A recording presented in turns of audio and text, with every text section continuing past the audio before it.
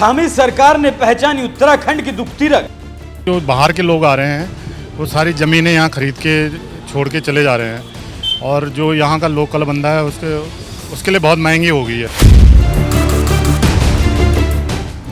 पलायन के दर्द को नहीं समझ पाई थी कोई सरकार, तो इसलिए जितनी भी यहाँ बची हुई ज़मीन है तो वो बाहर के लोग ज़्यादा खरीद रहे हैं, यहाँ के लोकल आदमी खरीद नहीं पा रहा है। फिर यहाँ से अपना पलायन करके गाँव की तरफ या इधर उधर ही जा रहे हैं, यहाँ पे कोई वो नहीं कर पा रहा।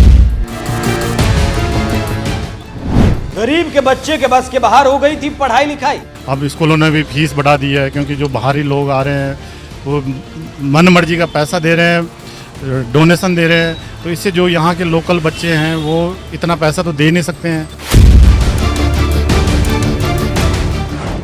जनसंख्या बढ़ती है तो संसाधन घटते हैं, ये प्रकृति का नियम है। लेकिन देवभूमि उत्तराखंड की पिछली सरकारों ने जिस तरह से संसाधनों के दोहन की खुली छूट दे रखी थी, धामी सरकार उस पर अब लगाम लगा देना चाहती है। इसीलिए उत्तराखंड में भू कानून लाने की तैयारी में है धामी सरकार। इस कानून के बाद फर्जीवाड़ा कर देवभूमि को कुकृत्यों के लिए इस्तेमाल करने वालों पर हंटर चलने वाला है, क्योंकि भूमाफियाओं ने उत्तराखंड को बर्बादी के दलदल में जो धकेल दिया था। लेकिन धामी सरकार जल्द ही इस दलदल से देवभूमि को निकालने वाली है। नमस्कार, एनएम न्यूज़ पर आप सभी का बहुत स्वागत। मैं हूं आपके साथ अभिषेक पुंडीर। उत्तराखंड की धामी सरकार भू कानून को और सख्त करने के लिए अगले बजट सत्र में एक कानून लाने वाली है, जिसमें हिमाचल प्रदेश की तर्ज पर जो भू कानून है उत्तराखंड के, उन्हें और ज़्यादा सख्त करने की बात उत्तराखंड सरकार की तरफ से कही गई है। तो इसी को लेकर हम आज उत्तराखंड पहुँचे हैं, वहाँ जानेंगे क्या कुछ है जनता की राय। क्या नाम है आपका? मेरा नाम राजेंद्र। तो जो सरकार कानून भू कानून लाने वाली है वो उसे कैसे देखते हैं आप? अच्छा है अगर लाएंगे जो, अच्छा, और जल्दी लाएं।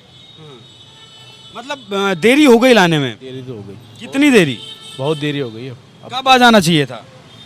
तब तो आ जाना था जब सर 10 साल मतलब इनकी सरकार हो गई है बीजेपी की यहाँ पे, तो 10 साल काफ़ी हो जाते हैं उसको वो करने के लिए। अभी तक मेरे हिसाब से तो ये सेकंड उसमें तो आ जाना चाहिए था अभी तक। अच्छा, ये लूप होल्स कहाँ है? जो भू कानून जो पहला है उसमें दिक्कतें क्या हैं? दिक्कतें यहाँ तो ऐसा तो ये है कि जो बाहर के लोग आ रहे हैं वो सारी ज़मीनें यहाँ खरीद के छोड़ के चले जा रहे हैं और जो यहाँ का लोकल बंदा है उसके लिए बहुत महंगी हो गई है। उन्होंने बहुत कॉस्टली उसमें ख़रीदा है और ख़रीद भी रहे हैं, जो जितना रेट बोल रहा है उस रेट पे वो ख़रीद रहे हैं ज़मीन को। तो जो लोकल आदमी है यहाँ का वो ज़मीन खरीद नहीं पा रहा है, तो इसलिए जितनी भी यहाँ बची हुई ज़मीन है तो वो बाहर के लोग ज़्यादा खरीद रहे हैं, यहाँ के लोकल आदमी खरीद नहीं पा रहा है। फिर यहाँ से अपना पलायन करके गांव की तरफ या इधर उधर ही जा रहे हैं, यहाँ पे कोई वो नहीं कर पा रहा। पलायन किसका? जो यहाँ के लोकल रहने वाले हैं, लोकल हैं वो यहाँ से भाग रहे हैं, जो बाहर के लोग हैं वो यहाँ आ रहे हैं। पिछली सरकारों ने लोगों को पलायन करने पर मजबूर कर दिया था।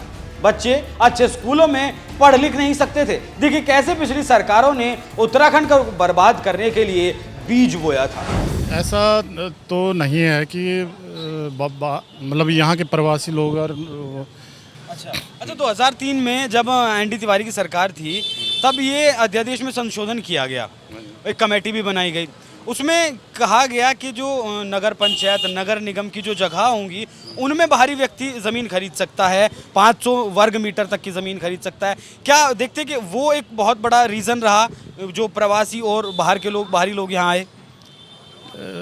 ऐसा तो नहीं है कि मतलब यहाँ के प्रवासी लोग और मतलब उससे तो ये हुआ कि जो बाहरी लोग थे वो तो ज़्यादा आगे, जो लोग यहाँ पे जिनको रहना चाहिए था, जिनके लिए वो था, वो लोग यहाँ से क्योंकि इतनी महंगी होगी कि लोग खरीद नहीं पा रहे थे, तो वो वहाँ यहाँ से छोड़ के फिर वापस अपने गांव की तरफ या यहाँ से ऊपर की तरफ जाने लग गए। उत्तराखंड को बर्बाद करने का जो बीज बोया गया वो साल 2003 में कांग्रेस की पूर्ण सरकार में बोया गया था, जिसने ध्यान ही नहीं दिया कि जो कानून आपने बनाया है उसमें बहुत सारी कमियां हैं और आने वाले वक्त में वो उत्तराखंड के लिए श्राप बन जाएंगी, नासूर बन जाएंगी। ऊपर की तरफ जाने लग गए। अच्छा, 1971 में हिमाचल प्रदेश बना, उसके एक साल बाद वहाँ भू कानून आ गया और सख्त कानून आया जिसकी वजह से बाहरी लोग वहाँ ज़मीन नहीं खरीद सकते। 24 साल पहले जब उत्तराखंड भी अलग हुआ 2000 में, तब से मांग लगातार ऐसी चल रही है, लेकिन वो सख्त कानून नहीं बनाया गया। तो कितना सख्त कानून आपके नज़रिए से होना चाहिए, क्योंकि 2007 में भी इस कानून में संशोधन किया गया बीजेपी की सरकार में, वो 500 वर्ग मीटर का जो दायरा था वो घटाकर 250 मीटर किया गया, और अब धामी सरकार जिस तरीके से और सख्ती से करने की बात कर रही है। अगर सख्ती से करें तो बहुत अच्छा है। मतलब सरकार के फैसले के साथ हैं आप? जी जी। कुछ राय मशवरा सरकार के लिए कि कानून और कैसा हो? राय मशवरा तो क्या देना, मतलब अच्छा सख्त कानून लाना चाहिए। एक सुभाष कुमार नाम से कमेटी समिति बनाई सरकार ने, जिसकी रिपोर्ट 80 पेज की रिपोर्ट सरकार के पास पहुंची, और उसके बाद ये फैसला लिया गया। प्रेस कॉन्फ्रेंस करके वो आपने देखा ही होगा कि मुख्यमंत्री ने खुद कहा है इस बारे में। तो समस्याएं क्या हैं बाहर के लोगों के आने से, आप जो लोकल लोगों को यहाँ? समस्याएं ये है कि हर चीज़ की महंगाई बढ़ रही है, लोकल आदमी यहाँ पे ढंग से रह नहीं पा रहा है, स्कूल महंगे हो रहे हैं, पूरा आदमी का जो पर डे का खाने पीने की चीज़ें महंगी हो रही है। तो इसलिए लोकल आदमी को या जो यहाँ पे रहने वाले लोग हैं उनको बहुत प्रॉब्लम हो रही है। इसलिए जितना जल्दी हो सके, जितना कठोर कानून हो सके वो आना चाहिए और वो जल्दी से जल्दी लागू होना चाहिए। अच्छा, ये बाहर के लोगों से आपको सिर्फ महंगाई की ही दिक्कत है, खाने पीने की चीज़ों की दिक्कत है, या कुछ और भी दिक्कत है? जिस तरीके से इस सरकार में तकरीबन 500 से ज़्यादा मज़ारें ध्वस्त कर दी गई अवैध, और भी लगभग 5000 बीघा का अवैध अतिक्रमण जो है वो हटाया गया, और लगातार इस तरफ काम चल रहा है। वो उस चीज़ से कितनी दिक्कत है यहाँ के लोकल लोगों को? सारी चीज़ें हैं कि एक तो क्राइम बहुत ज़्यादा बढ़ गया, जो जब से बाहरी लोगों का यहाँ पे वो हुआ, क्राइम का बहुत ज़्यादा वो हो गया। स्कूलों का वो हो गया, स्कूलों में भी अब नॉर्मल वो नहीं रहा जो पहले था। अब स्कूलों ने भी फीस बढ़ा दी है, क्योंकि जो बाहरी लोग आ रहे हैं वो मन मर्जी का पैसा दे रहे हैं, डोनेशन दे रहे हैं, तो इससे जो यहाँ के लोकल बच्चे हैं वो इतना पैसा तो दे नहीं सकते हैं। फिर यहाँ पे इतना कोई रोज़गार भी नहीं है जो कि आदमी इतना अफोर्ड कर सके। तो जो थोड़ा बहुत लोग दिहाड़ी मजदूरी या जो भी अपना करते हैं व्यापार व्यापार, तो उसमें काम चलाते हैं। और मुझे लगता है कि धीरे धीरे अगर ये बाहरी लोगों का आना रहेगा तो वो भी ख़त्म हो जाएगा, फिर लोग यहाँ से भागेंगे।